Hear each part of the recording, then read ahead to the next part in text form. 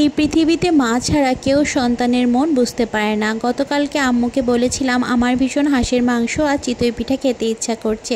সাথে সাথেই দেখলাম আম্মু আজ সকালবেলা আমার জন্য হাঁসের মাংস আর চিতই পিঠা তৈরি করেছে। সাধারণত সবাই এসব পিঠা শীতের সময় খায়, তবে আমার এখনই খেতে ইচ্ছা করছিল আর আমার ইচ্ছা মতোই আম্মু আজ তৈরি করেছে। মায়ের হাতের সকল রান্নাই আমার ভীষণ পছন্দ, তার ভিতর বিশেষ বিশেষ রান্না আরও বেশি পছন্দ। সত্যি কথা বলতে আমি যখন বাড়িতে আসি তখন আম্মুর ভীষণ কষ্ট হয়ে যায়, কারণ আমার জন্য আম্মুর অনেক অনেক রান্না করতে হয়। আমি প্ল্যান করে আসি আমি কি খাবো, তারপর সেই খাবারগুলো আম্মুর কাছে খেতে চাই এবং আম্মু সবগুলো আমাকে তৈরি করে দেয়। মজার ব্যাপার হলো আমি শাশুড়িকে সবসময় রান্না করে খাওয়াই, কিন্তু মাকে এখনো পর্যন্ত রান্না করে খাওয়াইনি। ওয়াসফিয়ার দাদু, ওয়াসফিয়ার বাবা, ওয়াসফিয়ার সবাই আমার রান্না খেতে পছন্দ করে আর আমি আমার মায়ের রান্না খেতে পছন্দ করি। ওয়াসফিয়ার বাবার অবশ্য ওয়াসফিয়ার নানুর হাতের বিরিয়ানি খুবই পছন্দ, তাই সে যতবারই আসে ততবারই শাশুড়ির হাতের বিরিয়ানি খেতে চায়। আপনার কার হাতের রান্না সব থেকে বেশি ভালো লাগে অবশ্যই কমেন্টে জানাতে কিন্তু ভুলবেন না।